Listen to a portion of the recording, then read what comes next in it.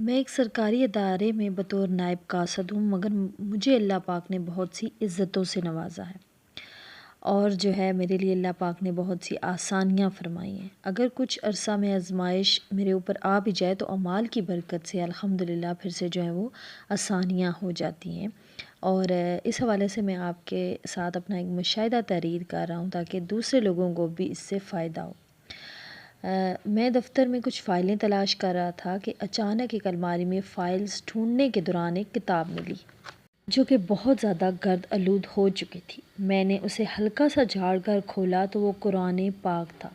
میں بہت افسردہ ہوا اور سوچا اب اس سے اسے سنبھال لیتا ہوں اور وقت نکال کر تھوڑا بہت پڑھ لیا کروں گا۔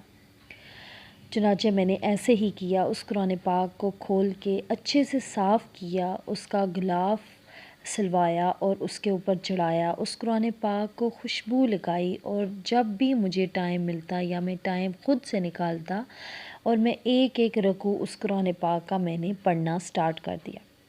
اس واقعے کے بعد ابھی بہت تھوڑا ہی عرصہ گزرا تھا کہ میرا کسی اور جگہ پہ ٹرانسفر ہو گیا جہاں مجھے بہت پریشانی ہوئی، بہت زیادہ۔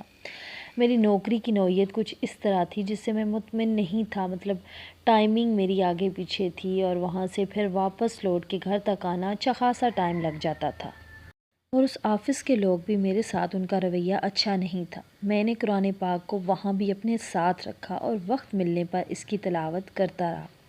اللہ پاک نے ایک ایسا کرم کیا کہ بہت جلد ہی من چاہی جگہ پر میرا ٹرانسفر ہو گیا جہاں الحمدللہ بہت سکون ہے، اور صرف چند ماہ کے دوران ہی اس قرآن نے مجھے شرمندگی کی ڈیوٹی سے نکال کر ایک اچھے کام پر لگا دیا۔ میری تنخواہ پہلے سے زیادہ اچھی ہو گئی، وہاں کے لوگوں کا رویہ میرے سے ایسا ہو گیا جیسے کہ میں وہاں کا آنر ہوں۔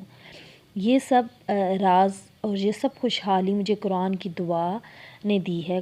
اس قرآن پاک کو پڑھنے کے بعد مجھے احساس ہوا کہ جیسے وہ قرآن پاک مجھے دعائیں دیتا ہے جس سے میری مشکلیں، مصیبتیں اور رکاوٹیں جو ہیں وہ بہت جلد ختم ہو جاتی ہیں۔ تو کیا آپ سوچیں کہ آج کل کے مسلمان صرف جو ہے قرآن مجید کو ایک اونچی جگہ پہ رکھنا ہی فرض سمجھتے ہیں۔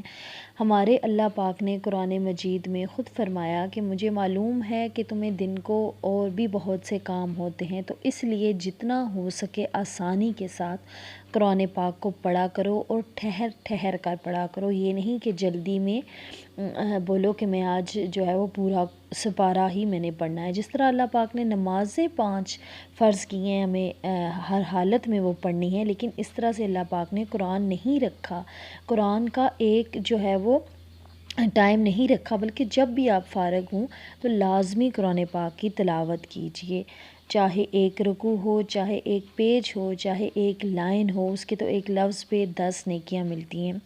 تو کوشش کریں کہ اب رمضان مبارک ختم ہو چکا ہے، جو جتنی بھی عبادات آپ کو لگتا ہے کہ ہم رمضان میں اتنے خوش کیوں رہتے ہیں، وہ اتنا برکتوں کا مہینہ ہوتا ہے کیونکہ ہم وہ سب کام رمضان میں کر رہے ہوتے ہیں جس کا اللہ پاک نے ہمیں حکم دیا ہے۔